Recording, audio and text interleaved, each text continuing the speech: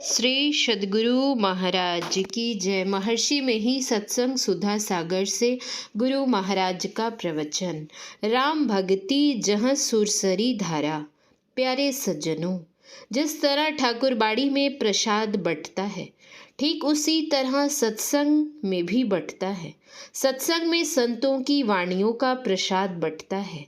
अभी 6 संतों के वचनों के पाठ हुए, उनको आप लोग प्रसाद के रूप में स्वीकार करें। समास रूप में इन सब का खुलासा यह है कि अपने अंदर में अपने को ले चलो।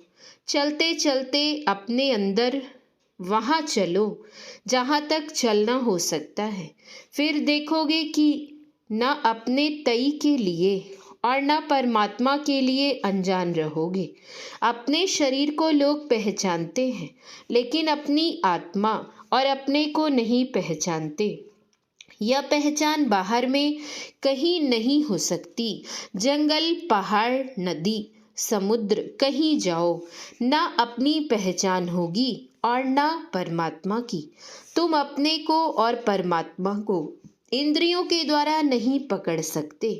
कभी मत विश्वास करो कि ईश्वर को इस आँख से देख लोगे। यदि कहो कि इसी आँख से श्री राम, श्री कृष्ण, श्री देवी जी, श्री शिव जी का दर्शन होता है, तो हमको क्यों नहीं होगा।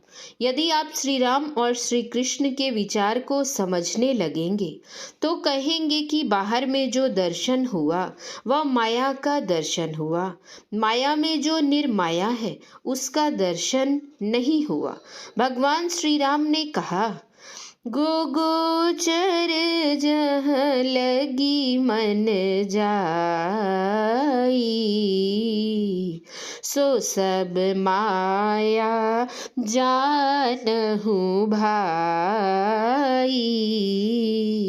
रामचरितमानस। शरीर को क्षेत्र और उसके जानने वाले को क्षेत्रज्ञ कहते हैं, ऐसा भगवान श्री कृष्ण ने कहा है। श्रीमद् भगवद गीता के 13वें अध्याय में लिखा है, महाभूतान्य हंकारो बुद्धिरव्यक्तमेव च इंद्रियाणि दशैकं च पंचम चेन्द्रिय गोचरा।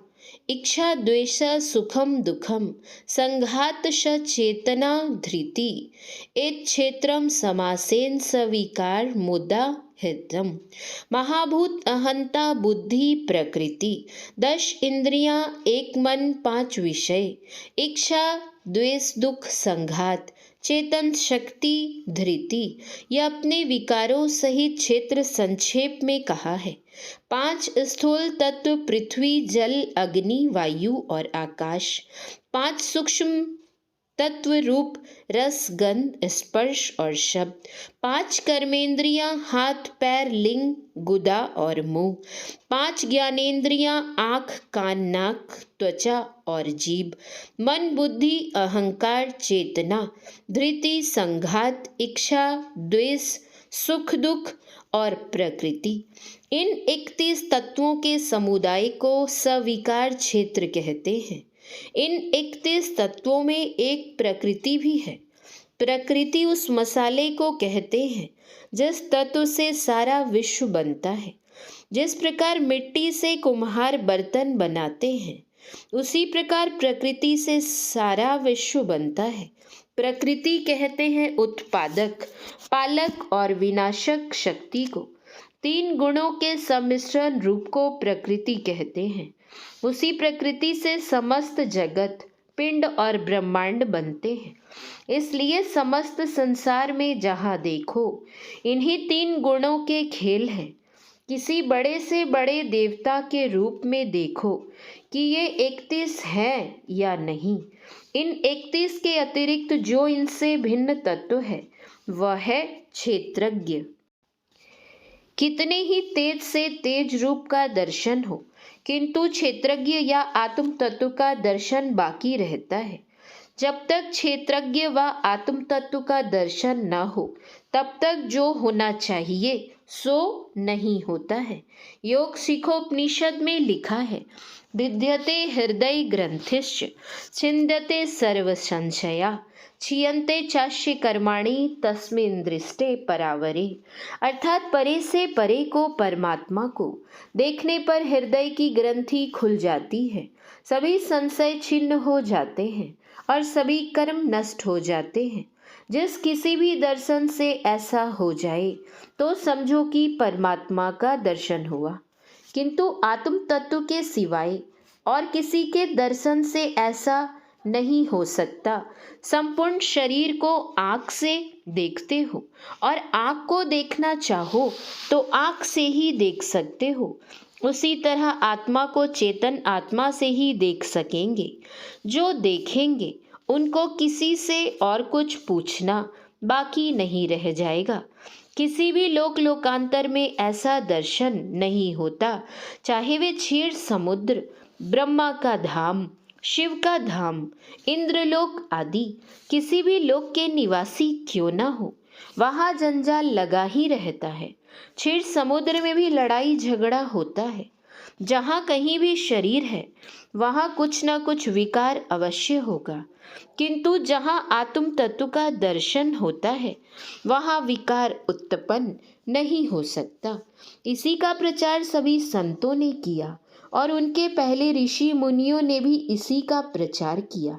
बाबा देवी साहब इसी का उपदेश देते थे और कहते थे कि इसी का प्रचार करो।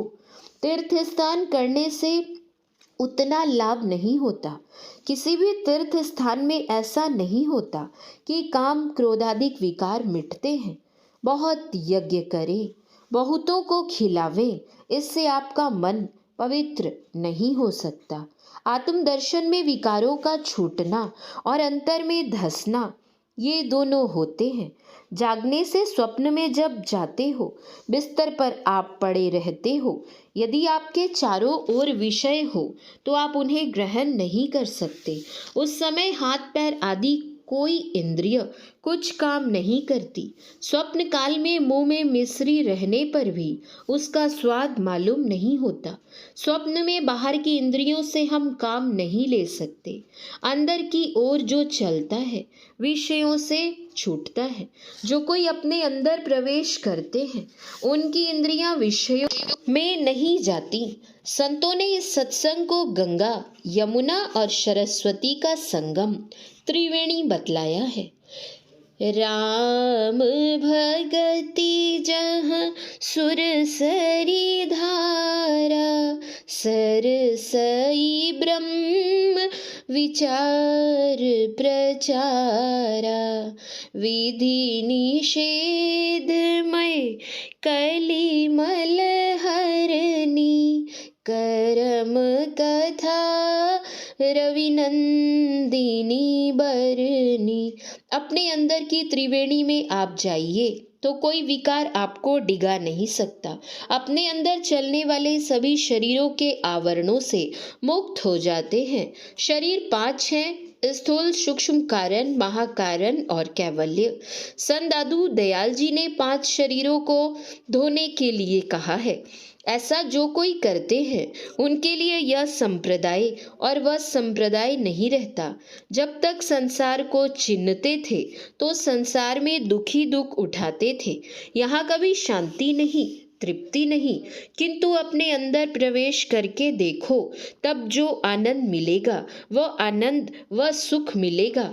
जो आनंद, जो सुख कभी विषयों में नहीं हुआ। इसलिए कबीर साहब ने कहा, भजन में होत आनंद आनंद। इसमें यह वर्ण और वह वर्ण, धनी या निर्धन आदि कोई भी बाधा नहीं करता। विद्वान अविद्वान, उच्च पद या नीच पद, हमारा देश या अन्य देश, सभी तरह के लोग, सभी देश के लोग इसको कर सकते हैं। सभी देश के लोग एक हो जाएं। मुंह में, आँख में, कान में, नाक में जो छिद्र है, सब देशों के लोगों को बराबर बराबर छिद्र है।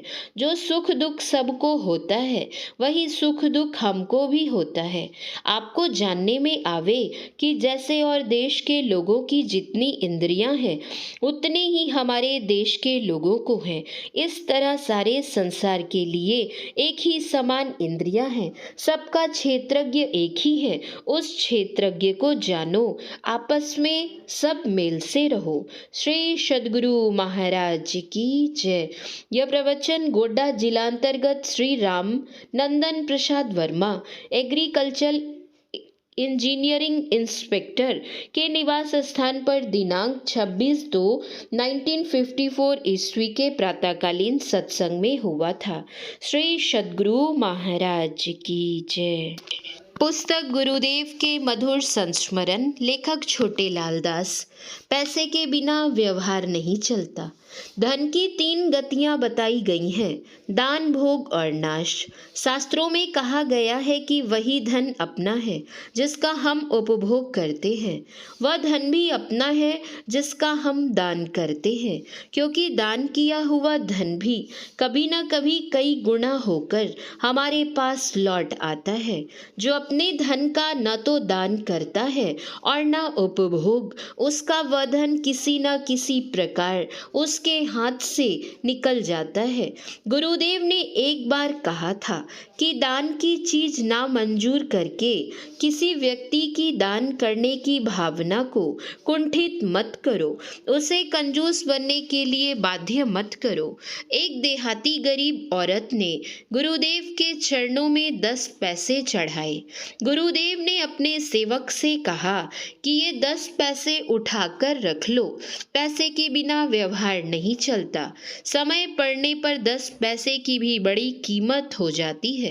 गुरुदेव ने कभी यह भी कहा था कि जीवन में आदमी दूसरे से कुछ पाता है, दूसरे से कुछ लेता है और दूसरे का बहुत कुछ खाता है। दान करने से वह सब अदा हो जाता है। गुरुदेव जीवन के अंतिम दिनों में एक मुसहर को याद कर रहे थे। वे उसको तूफानी मुसहर कहकर पुकारते थे और कहते थे कि तुम कहाँ हो, आओ और मुझसे मजदूरी ले जाओ। उस समय मुझे लगा कि कभी किसी मुसहर ने गुरुदेव का कोई काम किया होगा, परंतु मजदूरी नहीं ले जा सका होगा, इसीलिए गुरुदेव उसे याद कर रहे हैं। वे सोचते हैं कि किसी का ऋण रखना ठीक नहीं। श्री सद्गुरु महाराज की जय। श्री सद्गुरु महाराज की जय। श्री सद्गुरु महाराज की जय।